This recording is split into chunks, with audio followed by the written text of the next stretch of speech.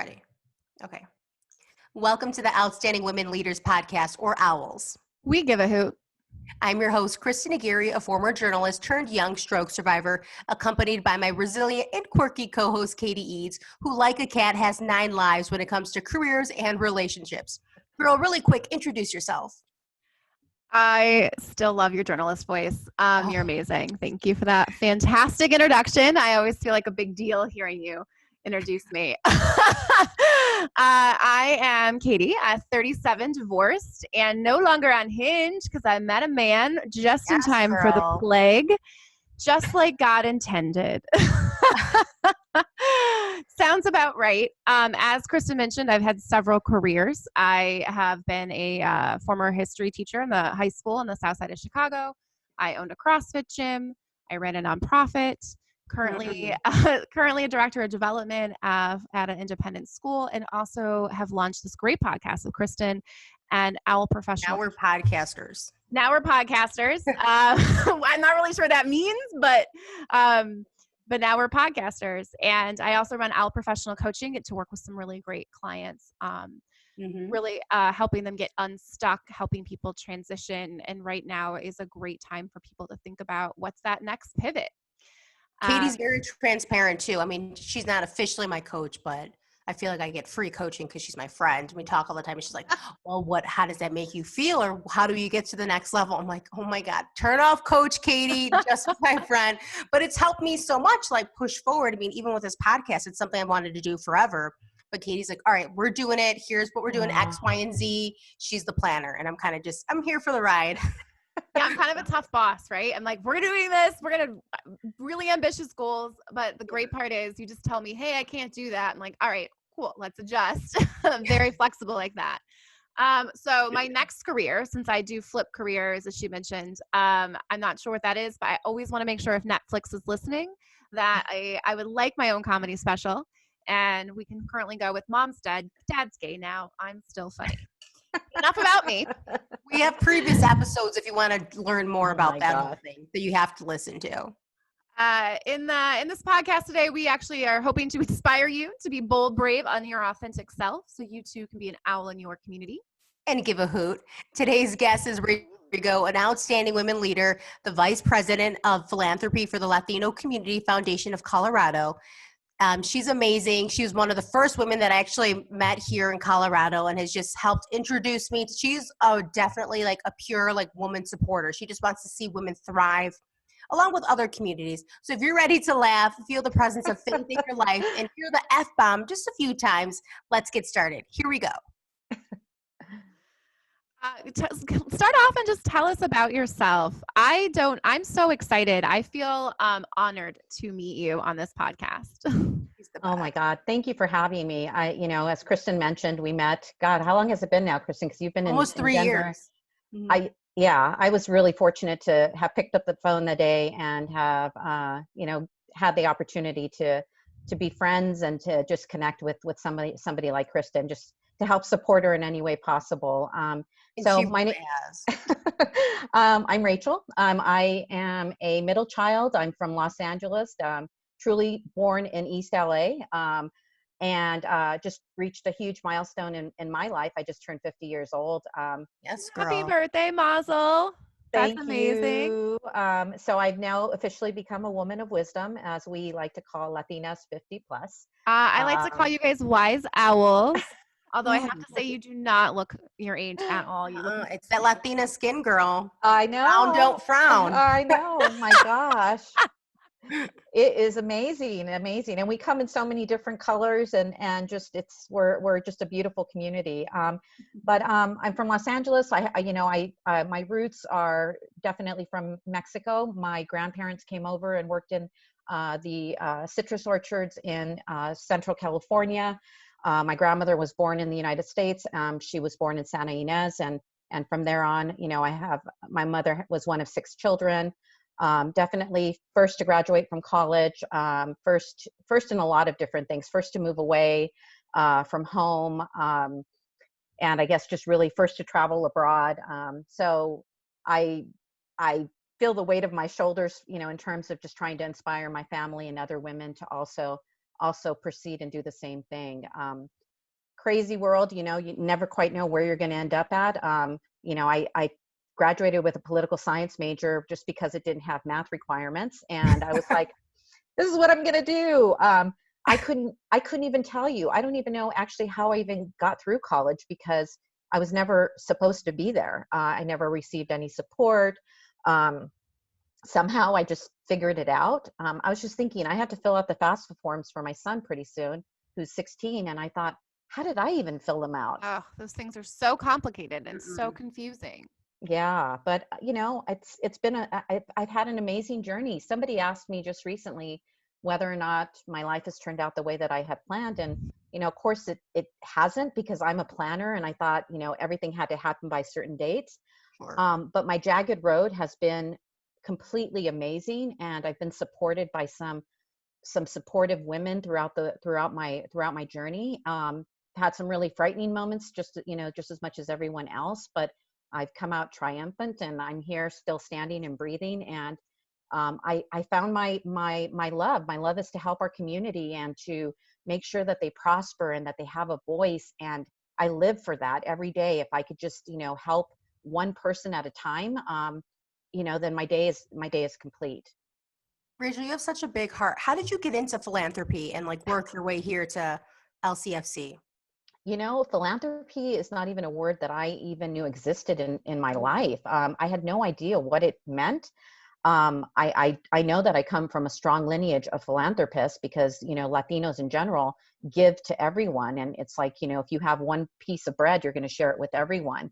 And we, would always, give at church. We would, always donate what we didn't need. And we would always just support one another, whether it was monetary or just with love. And I would say that my trajectory was that I was supposed to go to law school, figure that. I did do a year. I did get in, and then proceeded to Amazing. fail out, and use the money to go to Europe, which was Much probably better the investment.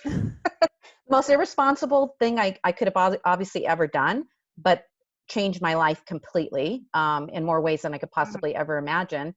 My father actually had a stroke at 50 years old, and basically lost his career. And,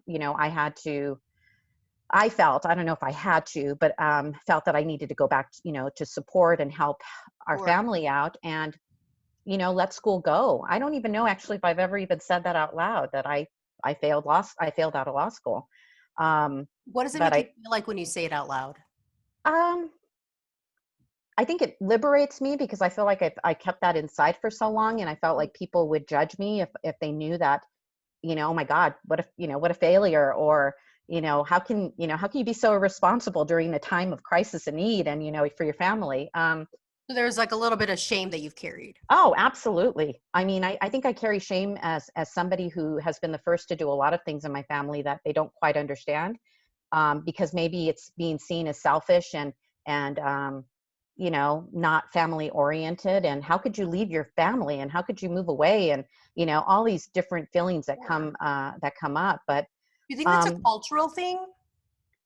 I think so. I don't know if it's necessarily ever been told to me, like, to me exactly, but I do feel, I felt like there's always this sort of silent pressure that came with being part of this family that never really spoke about their feelings, but always sort of kept things contained, almost like a pressure Mhm. cooker. Sure. Um, and so, yeah, I feel like there was some elements of culture that came into it. Definitely some historical stuff, family wise, You have that mostly played men in into your it. family. Do you think it's that machismo You about the know, feelings thing? there has been a lot of things that I think have displayed themselves as machismo. I think interestingly enough, and don't get me wrong, I love my stepfather. He and my mom married when I was 5 years old, and no, actually I was 3. My sister was 5. I always used to see my mother displaying characteristics that were very much of like the oppressed woman. It's like, here, let me serve you. Here, Mhm. I understand a little differently now because I've been married. I'm also divorced. But I used to always Congratulations. thanks. Actually, that is definitely something. I still have an amazing relationship with my ex-husband, co-parenting our beautiful son. But I think I saw a lot of things, and my grandmother was one of those that sat at the end of the table and sort of just looked at us, and she ruled the world, but yet she still allowed men to rule her. So Mm. very confusing, conflicting messages, I think, that were sent to the women in our family, for sure. Did you always have this passion? Is that where it sparked for helping women? Because every time I watch you, you're helping lead the Latina leads. That I'm so sad it got canceled, but I get it.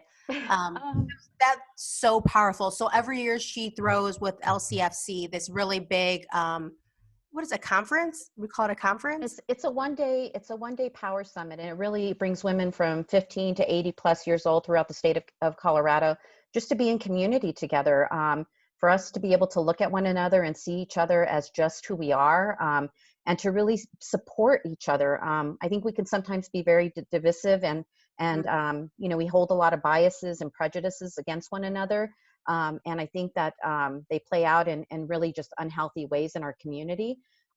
You know, so I think this was created as a space to really showcase real women, who are leaders, innately leaders. Not We're not creating in any way, shape, or form leaders. These are people that are coming as they are. Yeah. We're just meeting them, and we're just offering a space where they can share their stories. I know I'm heartbroken that we're not able to have it this year, but I Mhm. know that next year it'll be bigger and Oh, better, and you know, we'll be survivors at that point, right? Hopefully this will be over, and we'll be 100%. able to say that we came out through the other side, stronger It's together. so beautiful. My favorite part last year when I introduced Sonia was like just seeing like the whole crowd, just all brown women, different shapes, sizes, everyone wearing something different, like representing themselves. That was my favorite part. It's Mm. the best. It's awesome. Yeah. You know, I ended up, it's funny, the way that I kind of got into philanthropy was that, you know, I was working while I was going to school, and then, you know, I knew I needed to make a change. And I saw this ad in the paper for a receptionist. At this point, I was managing a department for the Los Angeles Convention Center, and not in any kind of way, shape, or form involved. I was in a for-profit business. And I saw this article that was like the National Council of La Raza, civil rights organization, blah, blah, blah, blah. I'm like, what is this? I ended up, went and applied, was in like a 3-hour meeting with Magdalena and Antonia, who changed my life.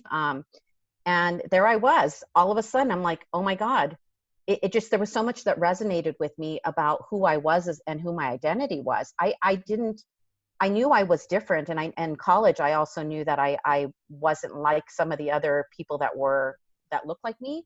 I didn't sound like them. Not Mm. because Spanish was my first language. Maybe I tried to overcompensate and I spoke too white for people. I don't know, but I felt different in college, and I realized that I was definitely an other.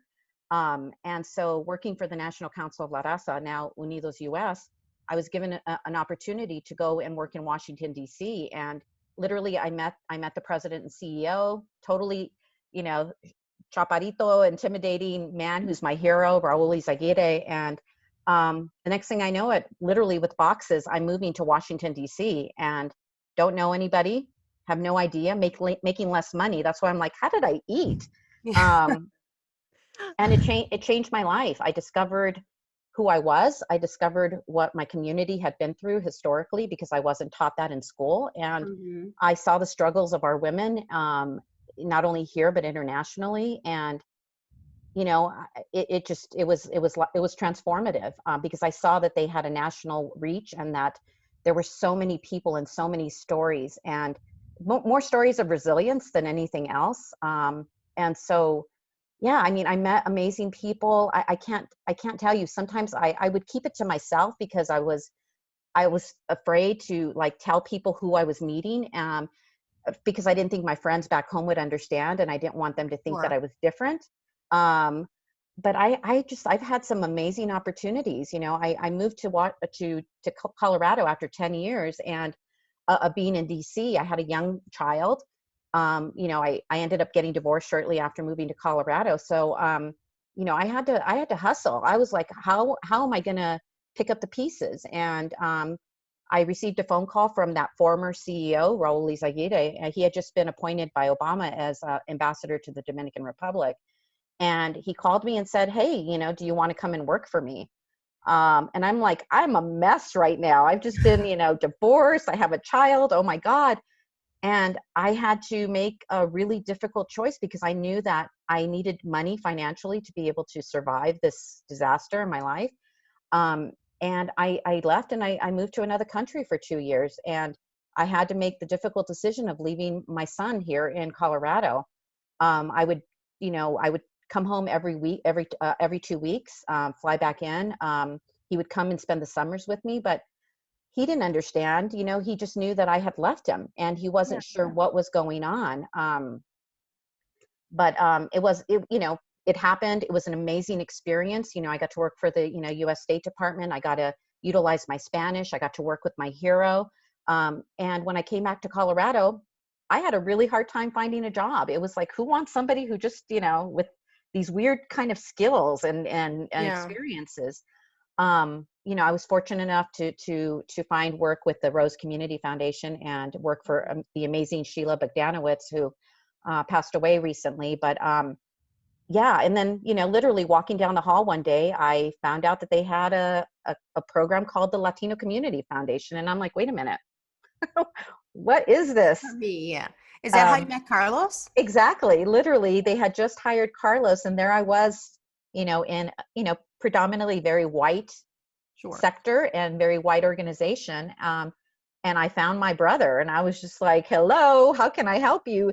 And we clicked right away. He's from LA. We had a lot of similar experiences. And I, again, my angel, a different angel in a different part of my life, just completely changed my life. And he, the next thing I know it, I was working for him. And, 6 years later, that's the case. So I'm learning philanthropy.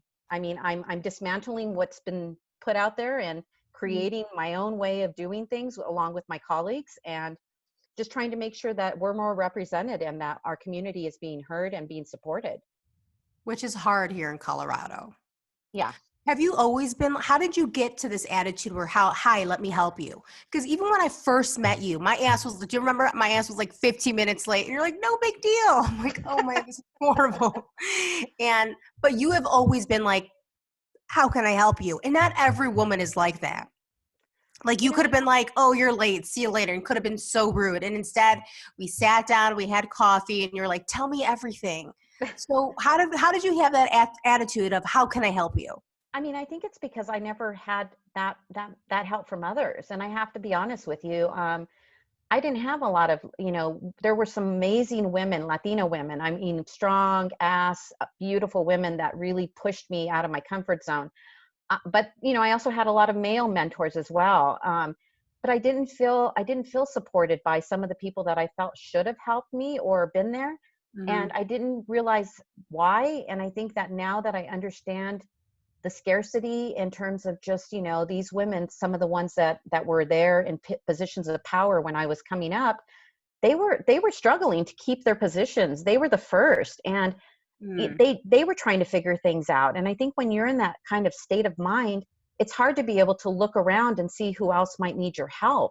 Sure. And I learned from that. I'm like, I don't have a lot to give other than just, the resources that I have from my work or, my ear to listen, but I want to help whoever I can.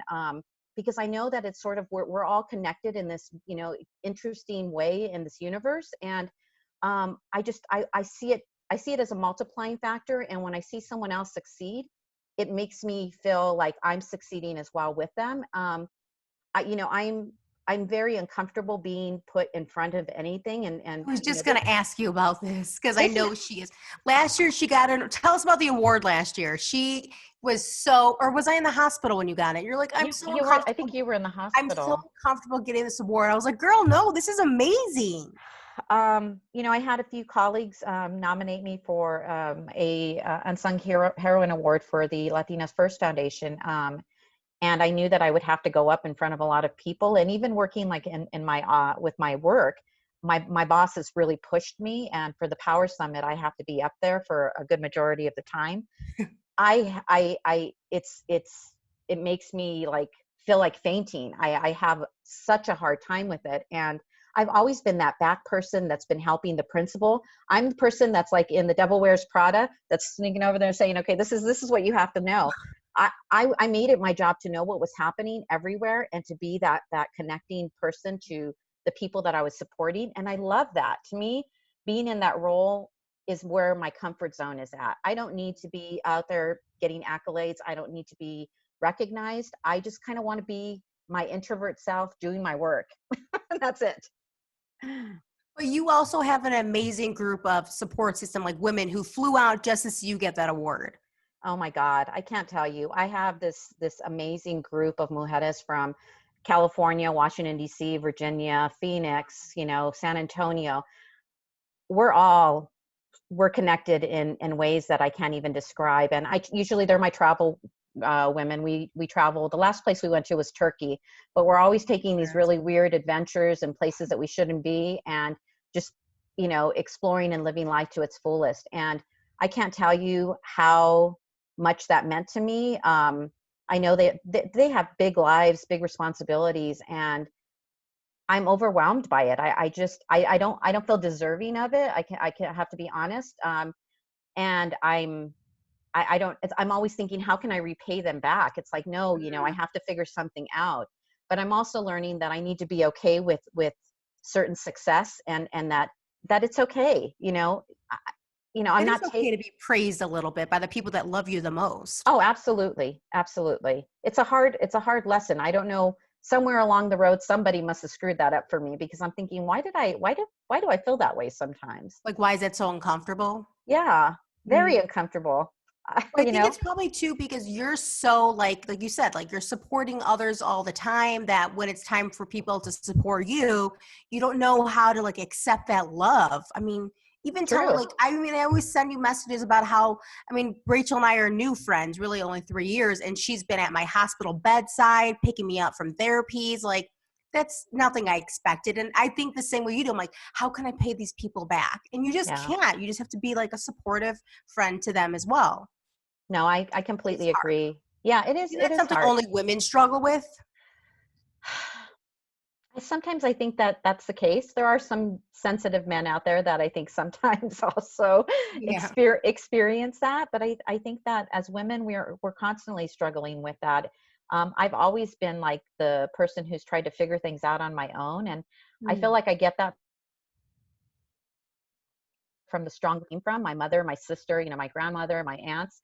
And I feel sometimes that they kind of left out some pieces for me. They like gave me that resilience and that, that power to, be able to do things, but they also didn't tell me that it's okay to fall apart every once in a while. Yes. And it's okay to be vulnerable, and it's okay for people to approach you with kindness in a way that you're, that maybe you're doing for others, but that you don't want them to do for you. I don't know. Very weird. Yeah, no, I think women it sounds like your mom as well, like strong, they're raised by strong women. I remember my mom having her door locked, and I'm sure that, and I knew mom was depressed, but mom never let you see her cry. Mom wore the weight of the world on her shoulders, and it was her job to protect you from that. But what she forgot to show along the way was that, it's okay to ask people for help. When I had my divorce and my mental breakdown, more from the sale of the business than anything else, my mom, like, we didn't have this blueprint for what do you do when someone is sad, openly sad and falling apart. Like, this is just, I never did that. I never reached out to anybody before and asked for help. That was I was the helper. Exactly. And I think sometimes I'm a middle child. I think that's you're supposed to be the kid that is, well, I'm Gen X too, so we're kind of the ignored generation. And as a middle child, you're just kind of there. And I'm just like, okay, my sister was a rebel. I had a brother that, my parents, when they got married, 10 years apart, so we really didn't grow up together. But I was just thinking, okay, my sister's really going through a lot, so I just have to be super perfect. I have to dot all my I's, cross all my T's. I need to, have those report cards. I need to help somehow. I need to be that good kid. And I think that, sometimes, you can go to an extreme, that can go to an extreme also, because you also are human. You can't be that person for everyone. And when you have a child, that just completely changes your world completely. And you know, sometimes I feel like I overcompensate, and you know, we sort of, now that he's 16, I think that we're finally getting there. We're cracking that nut. And even though I can't necessarily tell him all the things that I want to, because some of them he's going to have to discover as he gets older and understands things a little bit more, especially about divorce, especially about relationships. I just want him to feel loved, and I want him to know that it's okay to be vulnerable, and that I'm not perfect. I'm probably, you know, I've said some stuff, let me tell you, that I'm just like, really, someone's listening to me and they're going to call the police on me. I mean, really, I think about it and I cringe, but it's all from a place of love, and also from a place of like, sometimes I don't even know what I'm doing. It's like, I'm just trying to figure things out as a parent. And I think that's okay, to be imperfect, and for them to see you imperfect. I think it's funny how like things from our childhood follow us into adulthood. So like the way I grew up, like I've seen my mother cry all the time. Oh, you're And, lucky. well, but it's like, so I feel like I just have had the perfect balance. I mean, not perfect, but you know, my mom would be upset, and so she'd be like, "It's okay to cry, Mija," but then my dad'd be like, "All right, suck it up. You know, there's no crying in basketball," or whatever. I just remember one time after I lost those like moments you remember from childhood. We lost like a championship in basketball, and my dad was the coach. And I went in my bed and I went under the covers and I cried. And my mom came and she was like soothing me. It was like, God, my dad. And it was just like an old moment that's like okay to be upset. And then 5 minutes later, my dad came and like ripped the blankets off. Was like, all right, that's enough. And I feel like that's how I've been in life. Like even with my stroke, like, okay, I'm upset today, but tomorrow it's time to get to business and try to learn to walk again. And that's just like how my mentality's been my whole life. Breakups, like sad today, see you tomorrow. Tomorrow's the day I'm going to get up and I'm going to forget your ass. But that's just like, Bumble. Find yeah, exactly. But that's followed me my whole life. I mean, I remember seeing, actually, I can say, sadly enough, I think I've seen my mom cry maybe 3 times in my life, and I'm 50. And I remember the first time was in the bathroom at Kaiser Permanente. I mean, I can remember the day clear as if it was yesterday. My dad had just come out of surgery, and, you know, and she just all of a sudden fell apart in the bathroom. And I'm like, what the hell, you know? Mm-hmm. No way of figuring it out, because my mom wasn't a huggy, kissy kind of person, and neither was my grandmother. But you know, since then I've seen a few times when it's happened as well. And I think that's one thing I gave myself permission to do in the last year or two, was just to be very open with my emotions, and you know, and to, you know, for my son to see that. I mean, Kristen, I remember your dad calling me and I'm like, what is this number? I don't know this, you know, Chicago number. And it kept, you know, he kept calling, and I'm just like, you know, I don't know, you know, whatever. Finally I picked it up and he's like, oh, this is, you know, Kristen's dad. And, you know, he told me what happened. And, you know, I was overwhelmed. I was just really emotional about it. And I was driving with Luca, and he's like, what's going on? But I think that since then, and, you know, there's been other situations that have happened. You know, he just recently, as a 16-year-old, he got into a car accident. And I have to tell you, I mean, the ugly cry, you know, the mama bear. Yeah. And you know, I think it's okay. I think you have to let, especially women to men, you know, men, it's okay. We have to be okay with it. So, and we have to be strong, but we also can be vulnerable and emotional. I think this is a perfect segue into tell us a little bit about Mujeres Valientes, just because I think it's such a beautiful program. So out of Latinas Lead, which is, you know, Latinas Lead is a giving circle where women throughout the state, you know, give of their treasure, and we pull the money together, we get matching funds, and then we, you know, we give the money out to organizations that are really helping support women through different programs. So a few years ago, we were approached by 3 women of wisdom, amazing leaders in the community, really upset about just, you know, the disparities that exist among our community, and especially Latino women. And they wanted to do something. And, you know, as a foundation, you know, we're small. We're right now currently an unendowed, you know, foundation. So we were trying to be creative, and, you know, Carlos was, you know, amazing at trying to, you know, figure this out. And we thought, you know what, let's see how we can help empower women, you know, women of all ages, but use these women of wisdom as a resource. It's like, you know, some of them are retired, some of them are still working and doing amazing things, but we need to help kind of break those silos and get our younger women to also share and teach us and do it as a transfer of knowledge. And so we took sort of the information, because in the end, this is all about empowering us. I mean, you can put a dress on it and you can call it whatever name you want. But we're doing this to make sure that our voice is loud and clear and that we're together. So that when we need to be and when we need to mobilize, we have a community of women throughout the state to do it. So we were lucky enough to get funded by Next 50, and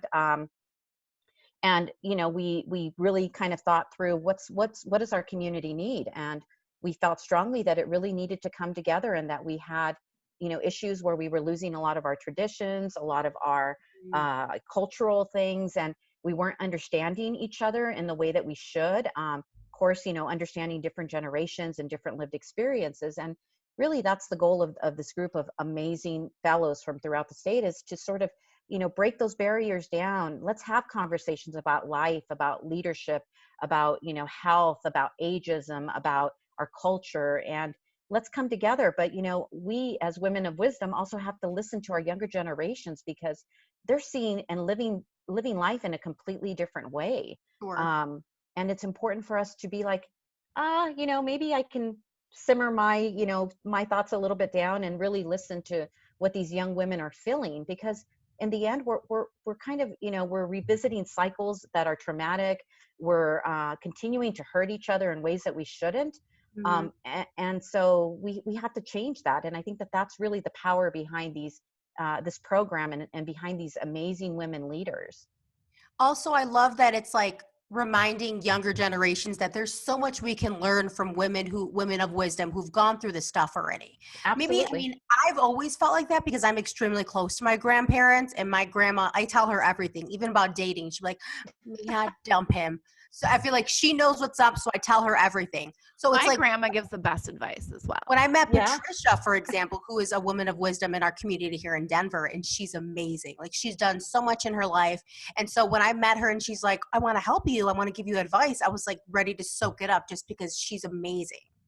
Yeah, I mean, that's what it's about. And I think sometimes, we're strong-willed, and as younger women, we don't want to be told. And it's like, no, it's not like that anymore. And I'm not going to say this. And, I'm getting married and I'm not going to use, and I will obey. I'm not going to obey anybody. And, you're wanting to break all of these things because you think that they're not good for you. And I think what I'm learning is that there's a reason behind a lot of these things, and a lot of reasons why we're being protected in certain ways, or we've been told, certain stories. And, now I could have done without hearing about the Llorona and being afraid for my life. But, there was love in everything, even Did you know about the Llorona? No idea. Oh my God, Rachel, tell them. It's So- basically a scare tactic. Like, whenever I didn't listen when I was little, they'd be like, my grandma would be like, do you want to go in the basement with the Llorona? I'm like, okay, whatever you say, grandma, I'll do whatever you want. So like the boogeyman for the white. Oh yeah. Yeah. The boogeyman Except it's more times traumatic. 100. Yeah. Yes. Times 100. So I was, my mother was a young mother. She had my sister and I before she was 21. And so to help her, because she worked, we had somebody who lived with us. By no means was she a nanny, because that term is very elitist to me. She was a woman that my mom brought in, and who actually, to me, raised me and was really my mother figure for the first 10 years of my life. She came from Mexico. She actually had 2 children that had died. And she basically found herself in this place where she was raising other children. So my sister and I were fortunate enough to have Irene. And can I tell you that Irene, I never found out what her last name was. Is that like the weirdest thing ever? But I mean, if that was her role in your family. Anyways, but she was the one that would tell us, to get us in line about the Llorona. And I remember having the fear of God in me, going, oh my God, she's going to come and get me because I just fought with my sister and I wasn't supposed to. I mean, it probably was a little bit traumatic, to be honest with you. So Latino, like way over the line. Like, it's why we're all in therapy.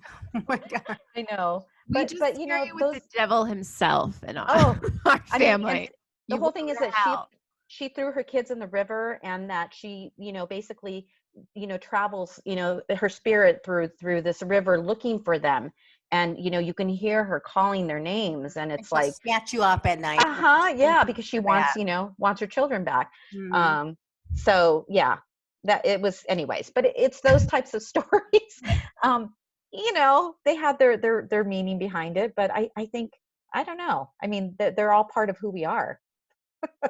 I know, but it's like, did you have to tell me that I was going to die if I didn't listen to you? Like, oh my God. Those were the only options. Listen, Listen or to death. me or die. Yeah. Or I would get sent, we'd have to go and do confessions, because I was raised a really, really strict Catholic. And I mean, I used to have to wear the little, veil over my head, and, march up and down. And the one of the, I don't know if I guess she must have been a nun, was like ruler, snapping the ruler on your hand if you didn't pay attention. So yeah, lots of things, lots of stuff to kind of, work out. What role has faith played in your life as you've hit patches along the way? Whew. As I mentioned, I was raised a really, really strict Catholic. I rebelled against it, I think, at a certain point. And interestingly enough, my son has actually been in a Catholic school since he was 3, and now he's in a Jesuit high school. And we actually have some really interesting conversations about morality and about ethics. And yeah, super interesting. I think it helped make me resilient. I think I turn to God when I need to, and it's made me much more aware and empathetic toward people. And I love the institution. Like I love all of the traditions and the ceremonial parts of things. I mean, I've studied religion, and I've prayed in the Blue Mosque in Turkey. I've been at St. Peter's in Rome. I've gone and been at the temples in Bangkok, and I bring all of this in as part of my whole spiritual being, and I feel like it still does play a really big role in my life, because I have hope, and I feel like I can't lose that. If I lose that, then I would lose part of who I am. So I don't go to church every Sunday. I mean, I'm not that practicing anymore, but I do believe that we need those types of things in our life to help us in general. Absolutely. When I taught in the South Side of Chicago, and you would see students with terrible stories and students with not as bad as stories, and the direction that they were going in life, overwhelmingly the difference for them was faith. And when we bring on women on the show, I think we brought on a single person who hasn't said my resiliency, the hope that I have, the love I feel even when I'm alone comes from faith. Absolutely. I mean, I ask the universe now. For me, it's like a call to the universe. It's like universe. And I actually lately I've been calling on my ancestors a lot. For me, I'm just like, there's been this thread of things that have happened that keep going back to my history and who I come from, and the sacrifices that they made so that I could be in this country, and that and have the life that I've had. And I feel like now more than ever I need to honor them, and I need to ask for their help to help give me strength and protection, more so than anything, through everything, to help me with my leadership, to help me to be okay with who I am, and to like myself, and to be strong when I need to be. But it really is. I mean, talk about standing on the shoulders of amazing people from before and even now. I just find myself, even at this age, coming into a whole new realization of the power that really is behind all of that. Ooh, speaking of power, I love to ask people, what is your superpower?